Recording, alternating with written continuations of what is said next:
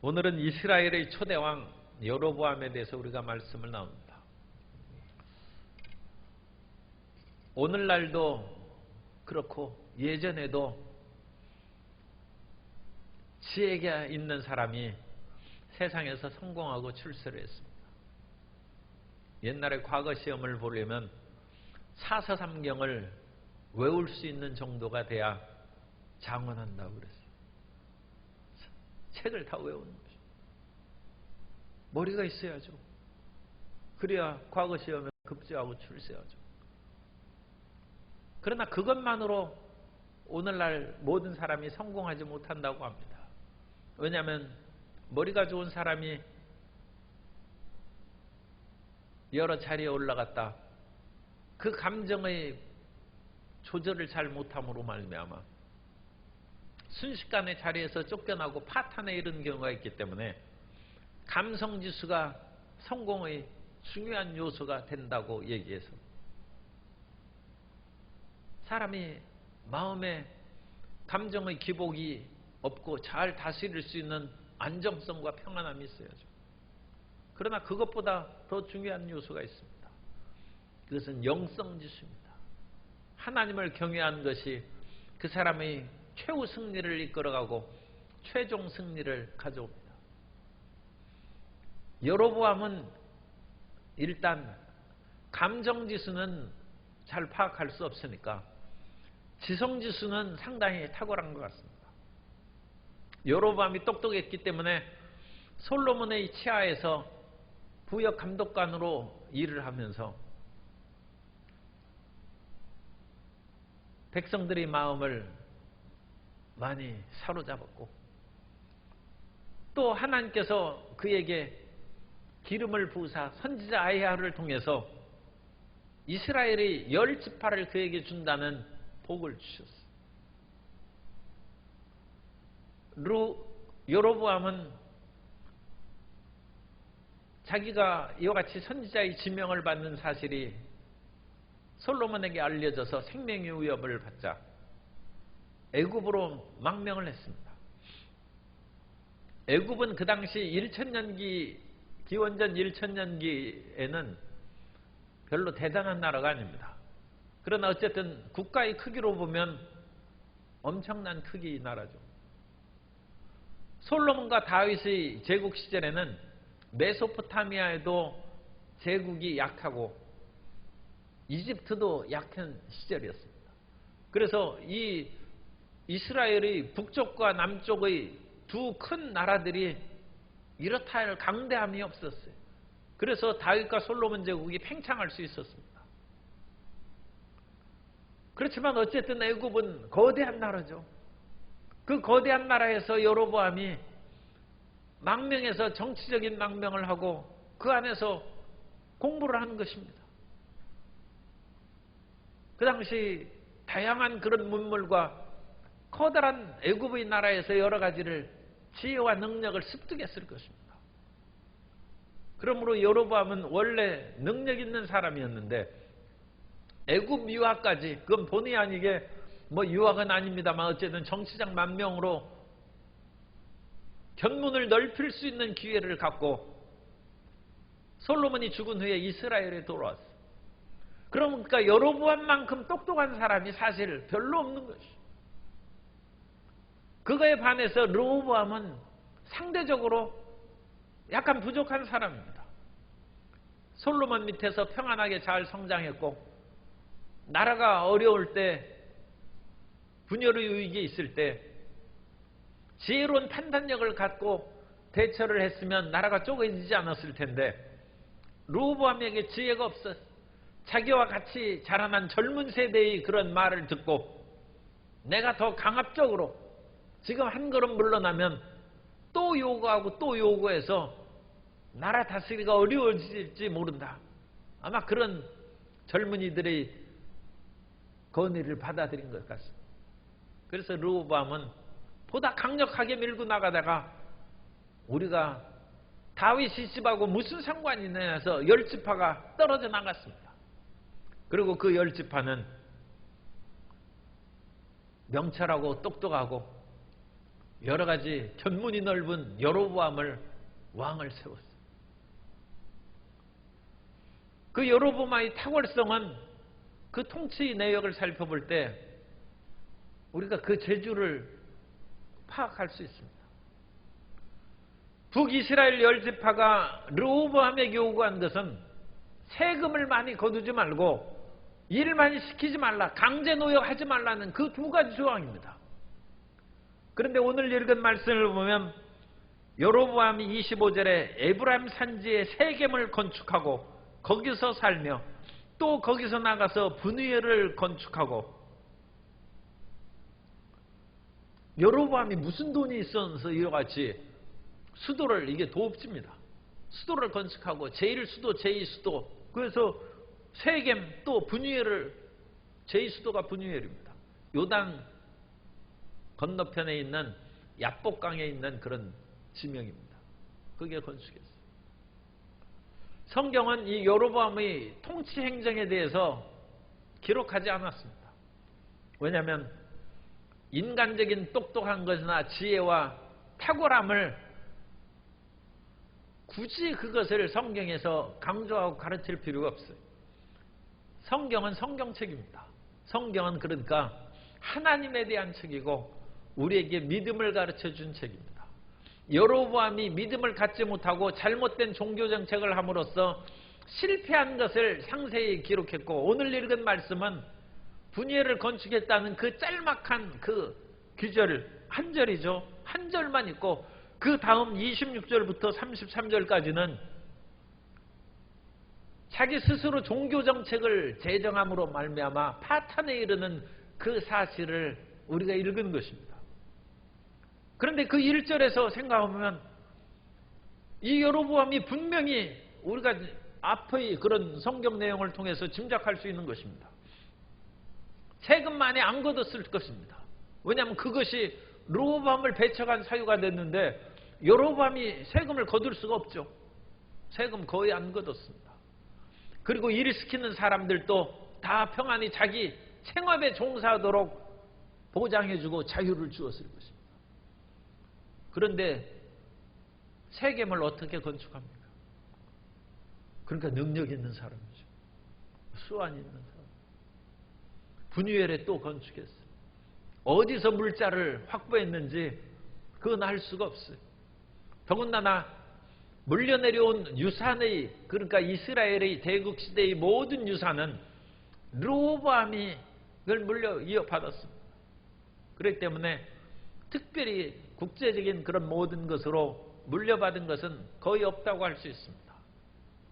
그런데 이 여로보암은 탁월한 어떤 수완을 발휘했든지 외교정책을 발휘해서 자기가 왕이 되면서 유다에 관한 그 모든 관계를 자기에게 돌릴 수 있도록 북10지파, 우리가 정통 이스라엘이다, 그런 식으로 어떤 수완과 능력을 발휘했을지 모릅니다.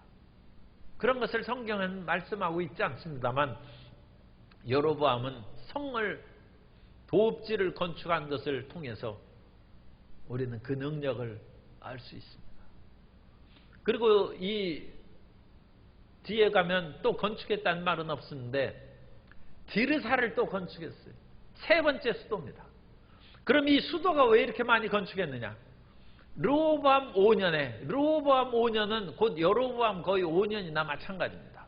그때 쪼개졌습니다.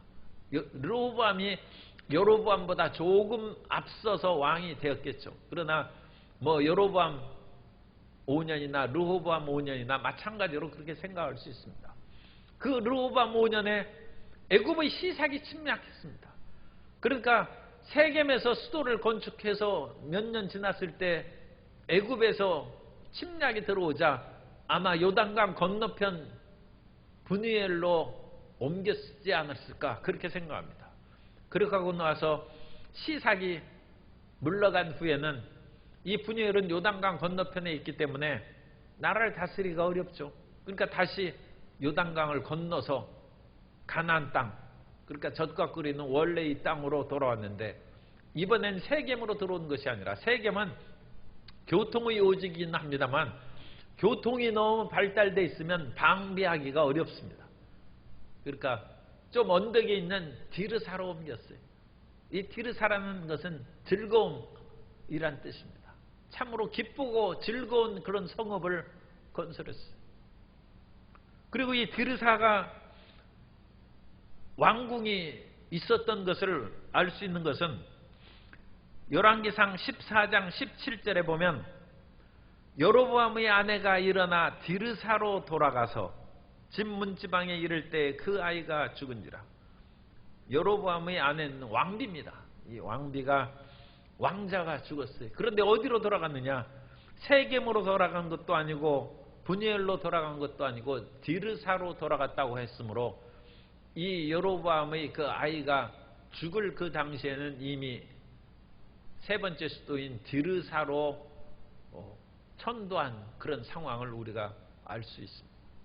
그래서 이 세 개의 수도를 옮길 수 있는 탁월성이었어요. 그리고 그것을 건축할 수 있는 재정적인 능력도 확보한. 어쨌든 여로보암은 지금까지 그런 여러 솔로몬 이후부터의 그 상황을 살펴보면 보통 인물은 아닙니다. 탁월한 사람이었다. 그렇게 알 수 있습니다. 그런데 그 르호보암이 자기의 지혜로 탁월성을 더 발휘했어요. 그것은 자기 생각대로 종교 제도를 만든 것입니다. 성경은 하나님의 부름을 받은 그 사람이 비록 너희 중에 지혜도 없고 연약하고 문벌 좋은 것이 없을지라도 오히려 그것을 통해서 지혜로운 자를 부끄럽게 하고 약한 자를 들어서 강한 자를 부끄럽게 하고 문벌이나 그런 것이 없을지라도 하나님의 위대한 역사를 드러낸다고 했습니다.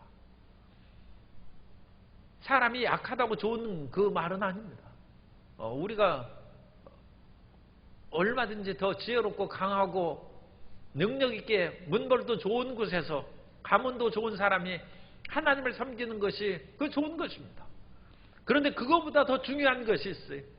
그거보다 더 중요한 것은 하나님과 동행해야 된다는 것입니다. 자기가 돈 있으면 하나님과 동행을 잘 안 해. 육신의 아버지가 부자면 기도를 잘 안 해. 옛날에 순복음신학교에 가난한 학생들이 많이 들어왔어요. 그래가지고 등록 그 처리되면 학교 채플실 그거에 기도 소리가 요란한 거예요. 왜 요란하냐? 등록금 달라고 기도하는 학생들이 질비한 거예요. 그런데 등록금 달라고 부르짖어 기도할 때 하나님께서는 그 등록금을 주실 뿐만 아니라 능력을 주시는 거예요. 왜냐하면 기도하니까 예레미야가 시위대 뜰에 갇혔을 때 이를 행하시는 야훼, 이를 지어 성취시킨 야훼께서 예레미야에게 너는 내게 부르짖으라. 그러면 내가 내게 응답했고 내가 알지 못한 크고 은밀한 일을 내게 보이리라. 하나님께서 응답하실 뿐만 아니라 알지 못하는 크고 은밀한 지혜와 계시의 영이 임하는 것입니다.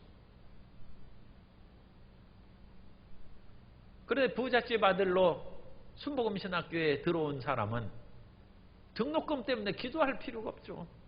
그거 뭐 얼마 되지도 않죠. 그 인가도 대학도 아닌 그 학교에서 비싸야 얼마나 비싸겠어. 문제되지 않죠. 그런데 그것으로 인하여 기도에서 받는 능력이 없어요. 그러니까 자기 가난한 친구들은 오히려 성령 충만하고 능력이 나타나는데 자기는 부잣집 아들이 되어서 이 능력이 없어요. 돈만 있고 밥이나 사주고 그러니까 안 되겠다. 그래서 등록금 달라고 기도하는 학생의 그런 기숙사 방에 봉투에 넣어가지고 몰래 등록금을 자기가 아버지한테 받은 등록금을 넣어줬어요. 그러자 그 학생은 기도 응답 받았다고 팔짝팔짝 뛰고 자기는 그때부터 이제 부르짖어 기도한 거죠. 하나님, 육신의 아버지가 준 등록금으로 제가 기도하는 동료에게 등록금을 주어서 저는 이제 등록금이 없습니다. 하나님 등록금을 주시옵소서. 우리 능력받는 것이죠. 여로보암의 지혜가 하나님을 경외하는데 거침돌이 될 수 있어요. 여로보암은 하나님께서 그를 사랑하신 것을 분명히 알 수 있고, 아이야 선지자 아이야를 통하여 15조각을 준 것은 그건 하나님께서 그를 축복하신 것입니다. 그리고 하나님께서는 이 여로보암이 잘만 하나님 믿으면 그 나라를 영원토록 견고하게 하겠다고 이미 약속을 해 주셨어요. 열왕기상 12장 38절에 보면 내가 만일, 여로보암입니다. 내가 만일 내가 명령한 모든 일에 순종하고 내 길로 행하며 내 눈에 합당한 일을 하며 내 종 다윗이 행함같이 내 율례와 명령을 지키면 내가 너와 함께 있어 내가 다윗을 위하여 세운 것 같이 너를 위하여 견고한 집을 세우고 이스라엘을 내게 주리라. 하나님은 여로보암에게 상당히 견고한 나라를 주시기로 이미 약속을 하셨어요. 왕이 되기 훨씬 이전부터 주님께서는 솔로몬의 우상숭배와 배교로 말미암아 하나님께서 나라를 쪼개서 다윗에게 약속한 그 약속으로 인하여 등불을 꺼지지는 않게 할지라도 이스라엘의 대부분을 여로보암에게 주겠다고 말씀하십니다. 그러면 하나님을 믿어야죠. 그런데 여로보암이 그 일을 수행하지 않았어요. 머리가 너무 좋으니까 자기가 생각해 보니까 우리가 수도도 만들고 모든 것을 지금 체제를 정비해서 나갔는데 이스라엘은 성경에 반드시 1년에 3차는 예루살렘 성전에 하나님의 전에 나아가서 예배를 드리게 돼 있어요. 그러니까 이스라엘 사람들이 1년에 3번씩 예루살렘을 향하여 나가야 돼요. 성전이 있는. 그것을 생각하니까 잠이 안 와요. 왜 잠이 안 오냐? 이러다가 내가 내 백성들을 다 뺏기는 것이 아닌가. 그들이 예루살렘에 가서 르호보암의 그런, 거기에서 르호보암은 또 각 이스라엘에서 온 사람들을 붙잡고 홍보물 나눠주고 거기에서 여러 가지 그 선물도 주고 그러면서 우리 예루살렘에 모여서 함께 예배드리면서 영원히 우리에서 함께 살자, 그런 식으로 유혹하고 그러면 이스라엘 사람들이 마음이 변해서 르호보암 편이 되고 나를 죽일 것이다. 그런 걱정이 여로보암의 마음에 가득 차. 그럼 여로보암이 어떻게 해야 됩니까? 그걸 하나님께 맡겨야 됩니까? 아니면 자기 수단과 방법으로 이스라엘 백성들을 예루살렘에 가지 못하도록 국경을 봉쇄해야 됩니까? 우리가 생각하는 쉬운 방법은 국경을 봉쇄하는 것이죠. 이스라엘 백성들을 어찌 예루살렘에 보내겠습니까? 그런데 이스라엘 백성들은 하나님을 경외하는 백성들이니까 예배를 안 드리라고 할 수는 없어요. 할 수 없이 예루살렘의 대체물인 성전을 따로 지을 수밖에 없어요. 그래서 남쪽에 있는 그 예루살렘 바로 위에는 베델이 있습니다. 별로 멀리 떨어지지 않고 베델에, 그러니까 국경 근처에 베델을 세우고 저 북쪽에는 단, 거기에 또 성전을 세웠어요. 그래서 북쪽에 있는, 갈릴리 북쪽에 있는 사람들은 예루살렘이나 뭐 그런 그 베델에까지 내려올 필요도 없이 더 북쪽으로 올라가서 단에서 예배를 드리고, 그 남쪽에 있는 사람들은 베델에서 예배를 드리고, 그러면 우리가 예루살렘에 갈 필요가 없다는 것입니다. 이 베델은 유서가 깊은 곳이죠. 아브라함이 때부터 이 베델이 났고, 특별히 베델이 이름이 난 것은 야곱의 그런 족장 야곱에 있어서 자기가 형의 분노를 피해서 갈 때 베델에서 하나님께서 하늘문이 열리고 천사들이 사다리를 타고 오르락내리락 한 것을 보고, 또 야곱이 가정에 어려운 일을 당했을 때 베델이 하나님께로 올라가자 함으로써 베델에서 하나님을 섬긴 그런 족장시대부터 수백 년 전부터 유서가 있는.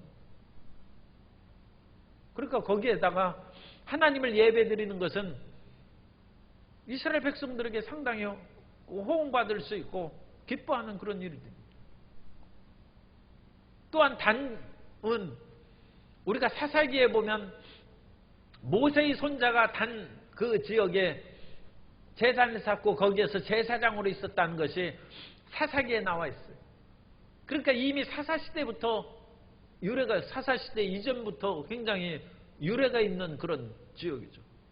그러니까 이런 지역에다가 예배의 처소를 세운 것은 다윗 시대의 여부스족의 그 성읍을 빼앗아서 예루살렘을 하나님을 예배 처소로 삼고 하나님의 언약궤로 모신 비교적 짧은 역사죠. 그러니까 기껏 해봤자 다윗 40년, 솔로몬 40년 해도 80년, 100년이 되지 못하는 짧은 역사를 가지고 있어요. 그러니까 이스라엘의 그런 예배 역사를 통해서 보면 베델과 단이 훨씬 더 역사가 깊고 그들의 조상들이 섬긴 곳입니다. 그래서 이곳에 세우면 이스라엘 백성들의 마음을 사로잡을 수 있을 것이다. 그런 지혜가 생겼어요. 그런데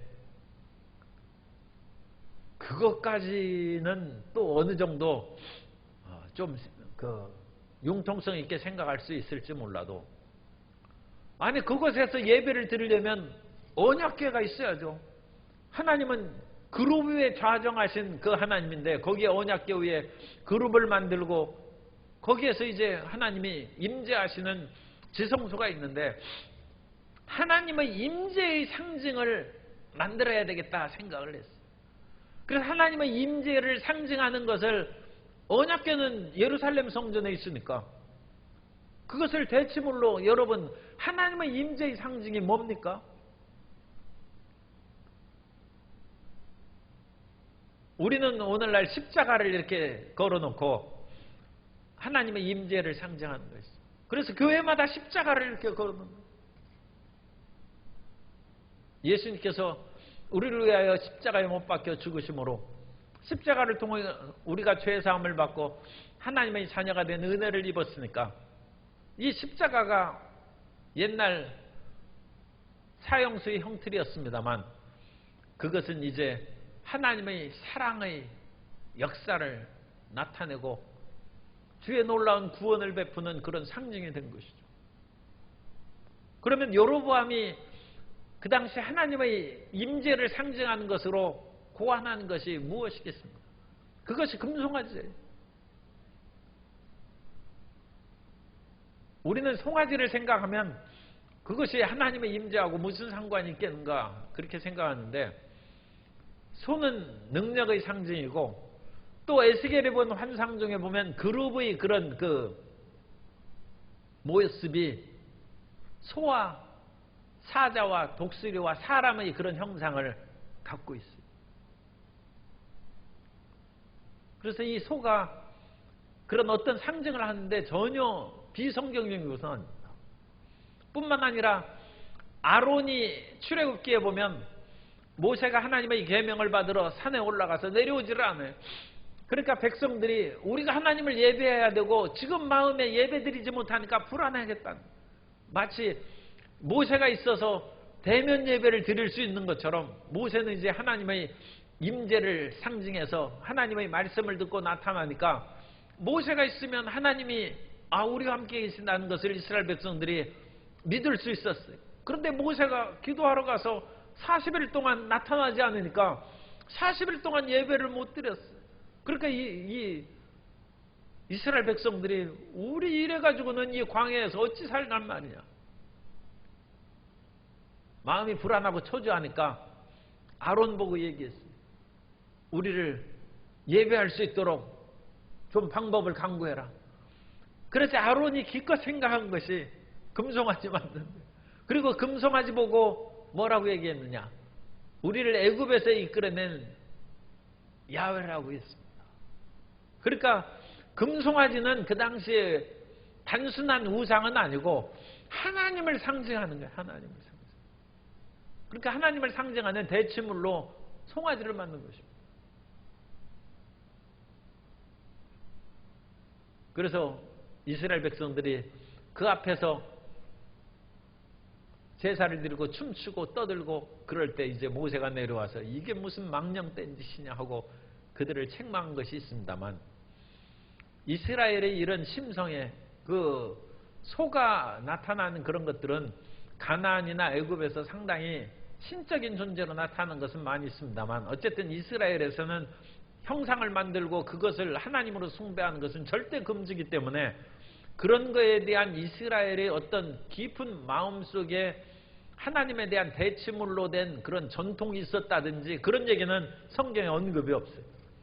그런데 희한하게도 그런 하나님에 대한 상징물로 아론도 만들고 여로보암도 그걸 만들고, 그러니까 그것은 예사로운 건 아니고 어떤 그 상징이 그 이스라엘 마음에 있었다는 것을 알 수 있습니다. 그런데 그것을 만들어 놓고 보니까 이제는 사람들이 단순한 상징으로 보는 것이 아니라 송아지를 숭배하게 되는 것입니다. 그러기 결정적인 그런 죄악에 빠진 거죠. 우상의 그런 제단을 만들고 송아지를 섬기는 그런 종교로 이스라엘이 전락한 거죠.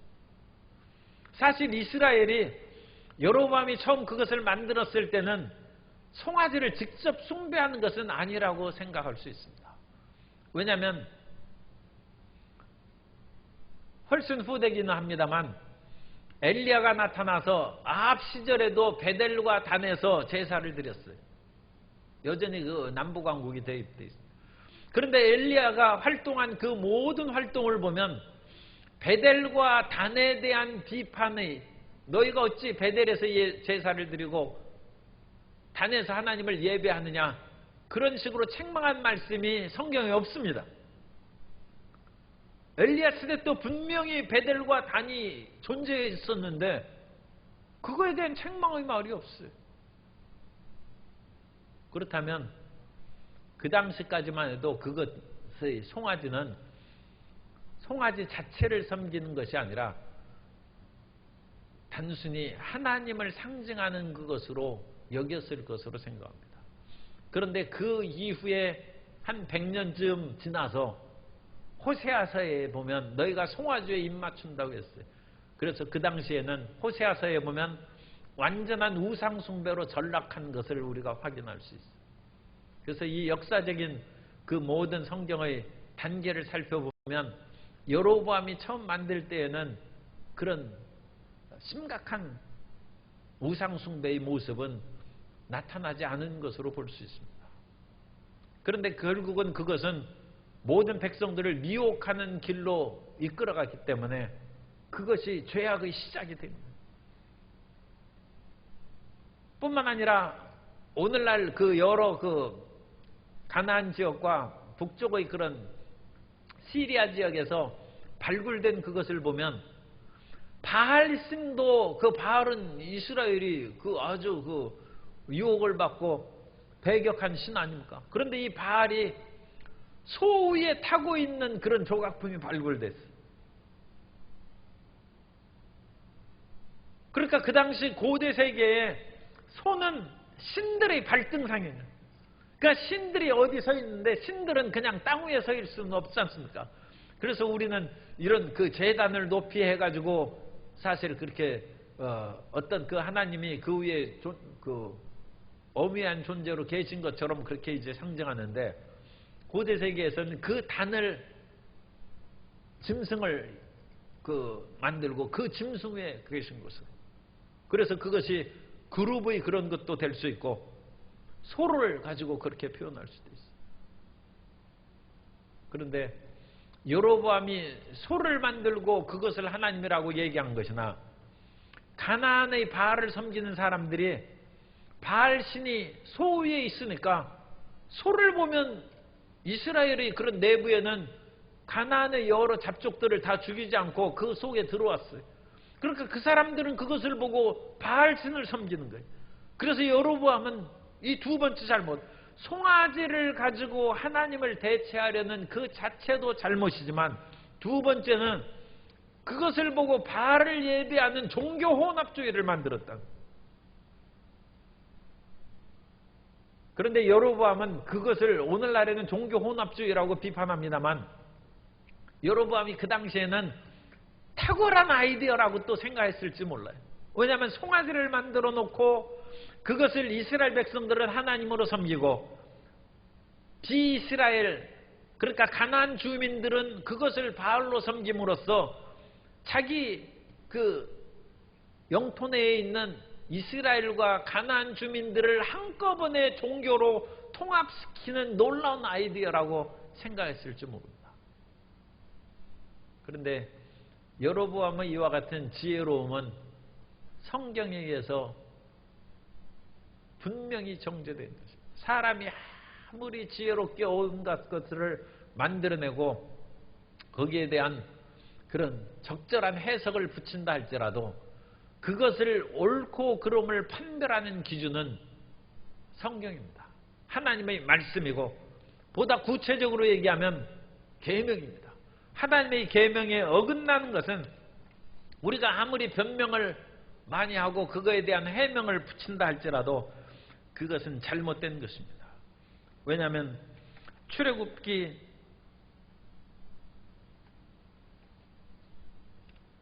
20장 4절 이하에 보면,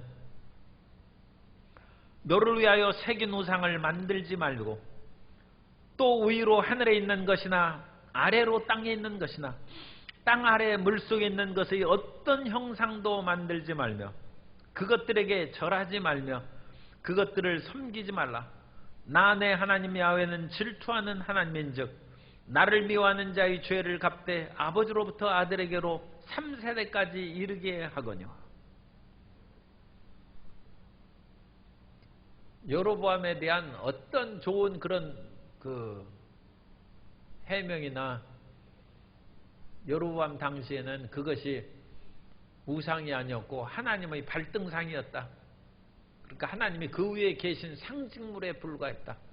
그런 식으로 아무리 변명을 할지라도 십계명에 보면 나를 위하여 새긴 우상을 만들지 말고 그게 절하지 말라는 것입니다. 그것이 여로보암의 죄입니다. 여로보암의 모든 지혜와 정치적인 능력은 이 종교적인 실패로 말미암아 산산조각이 나고 맙니다. 오늘날 우리는 이 세상에서 다양한 방법으로 물질을 얻고 권력을 얻고 세상의 그런 출세를 위하여 나아갔는데, 하나님의 뜻에 거역한 일을 행하는 것은 파탄에 이르는 것입니다. 그것을 우리 자신이 분명히 기억해야 되고, 우리의 가족이나 자녀나 친척들에게도 그것을 알려줘야 되고, 또 나라를 아무리 잘 다스리는 사람들이 있다 할지라도 하나님을 거역하고 대적하는 어떤 일을 행하는 것은 그 사람이 파멸에 취할 뿐만 아니라 나라가 위기에 빠질 수 있다는 것을 우리는 분명히 기억해야 됩니다. 여로보암은 아까 말씀드린 것처럼 내가 다윗처럼 나와 함께 행하면 내 나라를 견고하게 한다는 약속의 말씀이 있었음에도 불구하고 여로보암 그 시대는 그 아들이 등극하자마자 곧 암살되고 불과 20몇 년 만에 여로보암의 왕조는 끝나고 말았습니다. 여로보암처럼 탁월한 그런 능력을 가진 사람이 쉽지 않았고 여러 가지 탁월한 그런 정치를 했을지라도 그는 결국 하나님께 버림받고 하나님의 쓰임을 받지 못한 것입니다. 그러면 하나님께서 여로보암이 그런 잘못을 행했을 때 하나님께서 경고하셨는가? 하나님은 경고하십니다. 하나님은 잘못된 것을 그렇게 보시면 그대로 놔두고 심판해서 없애신 것이 아니라 그것을 돌이킬 수 있는 기회를 주십니다. 솔로몬에게도 계속 돌이킬 수 있는 기회를 주시고 2번이나 하나님께서 나타나셔서 말씀하셨는데도 솔로몬이 안 들었다고 했어요. 솔로몬의 지혜는 원래 듣는 마음이죠. 그게 지혜입니다. 듣는 마음을 달라고 기도했고 하나님께서는 하나님의 음성을 듣고 올바른 지혜를 얻도록 그에게 듣는 마음을 주셨는데 하나님이 나타나셔도 안 들려요. 회개를 안 해. 왜? 자기 이방 여인들이 그 마음을 사로잡아서 여인의 유혹에 넘어가서 우상 숭배를 했기 때문에 하나님을 따르지 못한다는 것입니다. 그래서 솔로몬은 자신의 정욕으로 말미암아 파탄에 이른 인물이고 여로보암은 정권욕으로 말미암아 파탄에 이르렀습니다. 내가 이 베델과 단의 처소를 없애버리고 금송아지를 없애버리고 절기를 새로 바꾸지 않으면 민심이 나를 떠나서 르호보암을 따를 것이고 결국은 나를 죽일 것이라는 인간적인 두려움 때문에 끝까지 우상숭배의 그런 정책을 밀고 나가고 그것은 결국 단명한 왕조의 그런 몰락을 가져왔다는 것입니다. 오늘 우리가 이와 같이 여로보암의 입장에 있다면 결정을 내리기가 쉽지 않죠. 이러다가 우리가 정권이 무너지면 무슨 유익이 있느냐. 그런데 우리 신앙인들은 우리가 사나 죽으나 주님 뜻대로 살겠다고 우리 개인이 결정한 것처럼 우리가 어떤 지위나 어떤 자리에 있을 때 그 자리에 있는 것은 그 하나님의 명령을 수행하라고 있는 것이고 그 명령을 수행하지 못할 그런 형편, 왜냐하면 주변의 그런 다른 사람의 반대라든지 자기보다 더 높은 사람이 있어서 자기를 잘못된 길로 나아가면 우리는 그만둬야죠. 그거 어떡하겠습니까? 하나님을 따르느냐 육신의 그런 또는 세상의 그런 권력자를 따르느냐 그건 둘 중에 하나를 결정을 내야 돼요.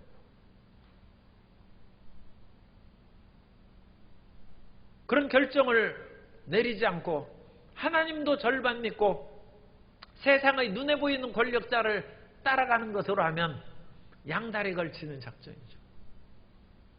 그런데 그건 오래 가겠습니까? 하나님이 기뻐하시겠습니까? 하나님 외에는 다른 신을 섬기지 말라고 했는데 하나님 외에 세상의 권력자나 눈에 보이는 그것을 섬겨서 오래 가겠습니까? 열왕기상 13장에 보면 하나님께서 그러므로 그에게 선지자를 보내서 깨우쳐 줍니다. 13장 1절에 보면 보라 그때 하나님의 사람이 야훼의 말씀으로 말미암아 유다에서부터 베델에 이르니 마침 여로보암이 제단 곁에 서서 분향하는지라. 하나님께서 선지자를 보냈어요. 그리고 이 여로보암은 이미 왕으로서 해서는 안 될 하나님 전에 분향하는 일을 지금 하고 있어요. 우리가 분향하면 안 된다는 것을 우시야 4세 그 왕의 를 통해서 그건 먼 후대 이야기입니다만 알고 있어요. 그건 제사장이 할 일이죠. 그래서 우시야가 나라가 부흥하고 강성함에 교만한 마음이 들었어요. 그래서 하나님 전에 들어가서 분향하려고 하니까 제사장들이 못하게 방해했어요. 왕은 왕의 할 일이 있고 제사장은 제사장의 할 일이 있는데 어찌 왕이 하나님 전에 들어와서 분향하려고 합니까? 그러자 우시야 왕이 군조들을 시켜서 아마 제사장들을 쫓아낸 것 같아요. 그리고 분향하려고 할 때 하나님이 치심에 그게 나병에 걸렸다고 했어요. 그래가지고 제사장이 부정하여 그 사람을 우시야 왕을 쫓아냈어요. 그런데 이 여로보암 때는 분향을 했어요. 그거부터가 심각한 것이죠. 그런데 그 선지자가 얘기합니다. 당신이 이와 같이 잘못된 베델과 단의 제단을 세우고 자기 스스로 절기를 만들고 레위인이 아닌 사람들로 제사장을 세우고 더 나아가서 왕인 당신이 제사장이 할 분향을 일을 행하고 다 잘못됐죠. 그런데 지금은 정치적이고 군사적이고 경제적인 그것을 책망하는 것이 아닙니다. 하나님에 대한 그 일이 지금 다 잘못됐다는 것입니다. 그러므로 하나님께서는 징조로 보여줄 것인데 당신이 만든 제단이 깨어져서 재가 쏟아질 것이다.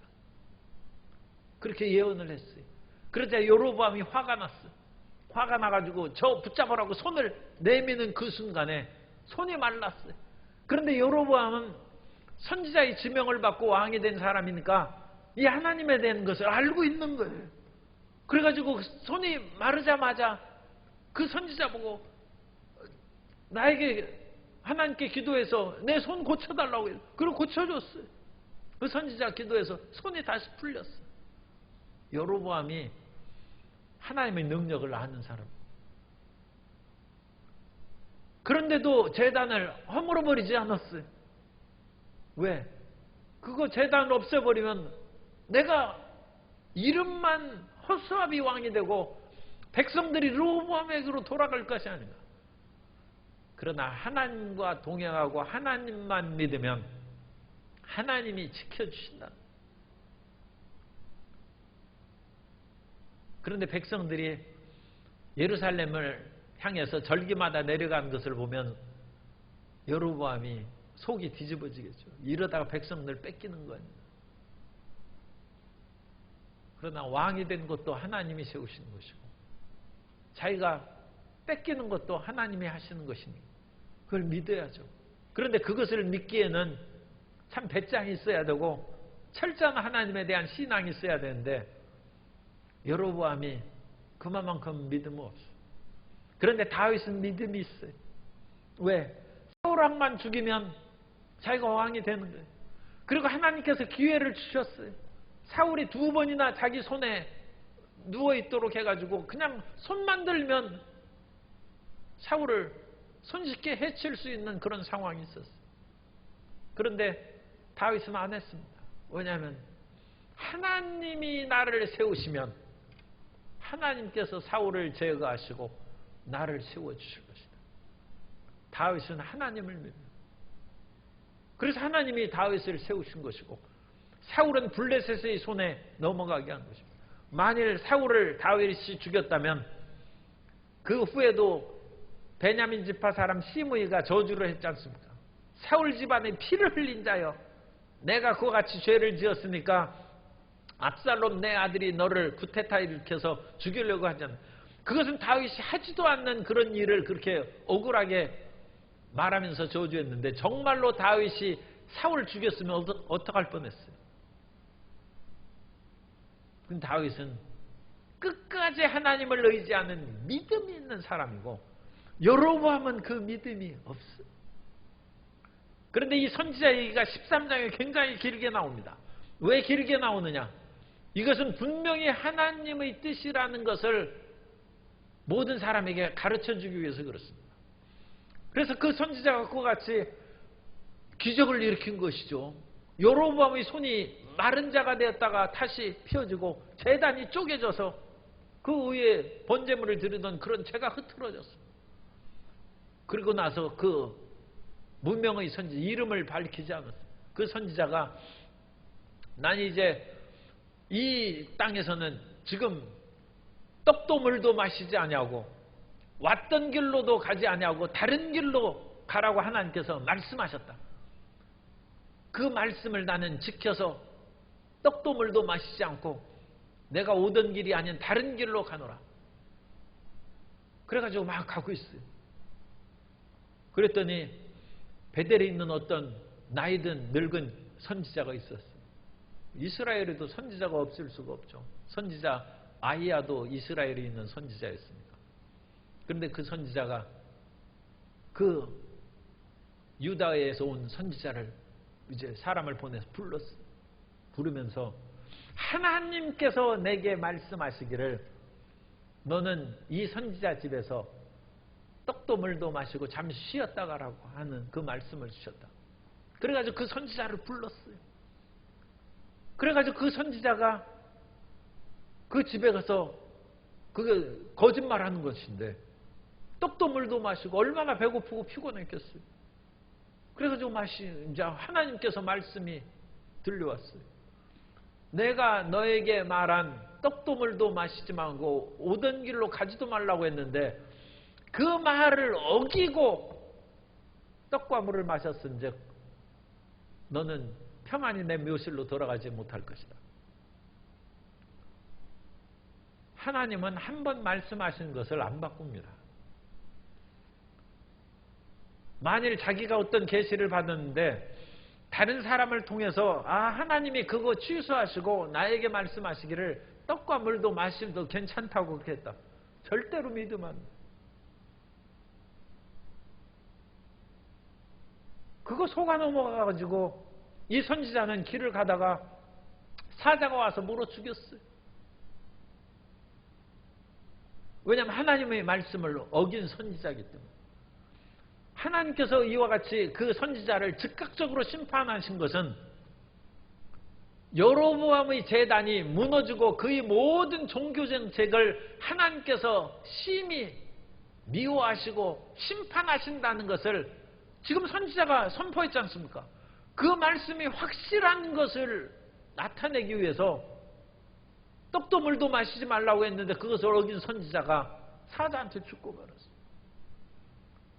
그것을 소식을 들은 그 늙은 선지자가 슬퍼하면서 자기가 사람 죽인 것이죠. 자기 거짓말로. 이 사람의 말은 진정 틀림없는 하나님의 말씀이다. 그렇게 애도했다고 했어요. 그러니까 그 늙은 선지자도 잘못한 것이긴 합니다만 어쨌든 이와 같이 증언을 통하여 하나님이 하시고자 한 일이 반드시 이루어진다는 것을 확증하는 얘기가 13장에 나옵니다. 오늘 우리가 어떤 일을 기도하고 그럴 때 하나님께서 한 번 우리에게 꿈이나 환상이나 말씀으로 세미한 음성으로 말씀하신 것이면 그거 지켜야 됩니다. 다른 걸로 바꿔달라고 그거 올바른 기도 아닙니다. 하나님은 시건치 않습니다.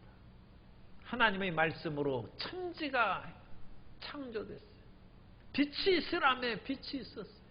하나님이 한 번 말씀하셨는데 뭘 어찌 바꿉니까? 우리는 그 말씀을 순종하고 그걸 따르는 것입니다. 어떤 사람이 자기 아내가 너무 싫어가지고 하나님 제발 다른 사람하고 살게 해주십시오.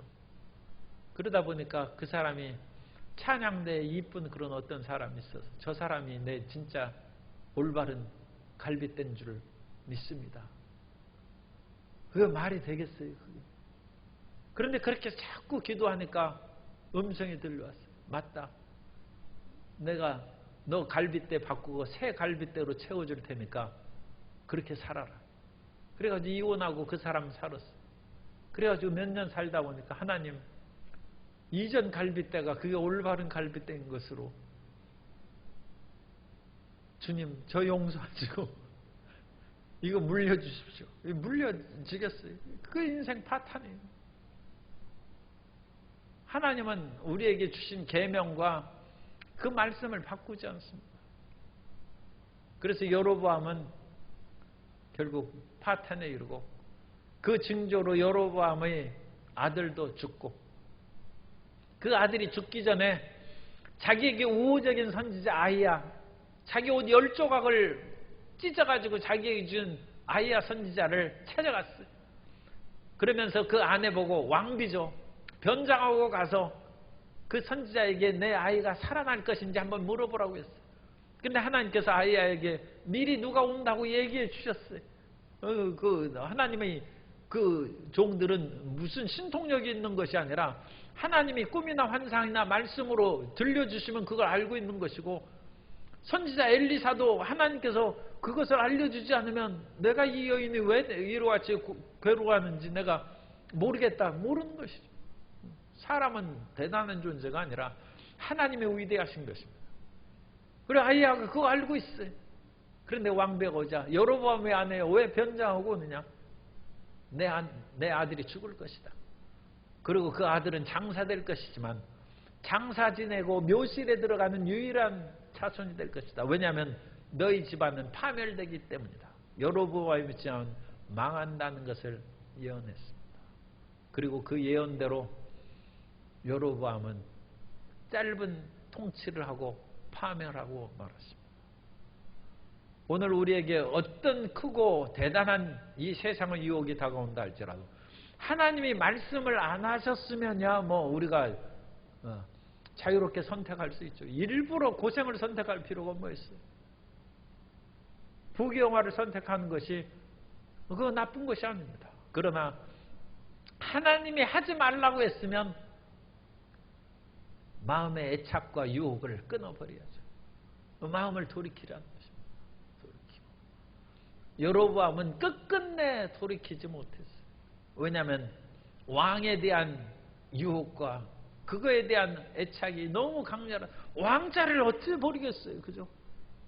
그래서 이스라엘 역사 내내 여로보암의 죄가 북왕국의 그런 올무가 되고 모든 사람을 타락시키게 되었습니다.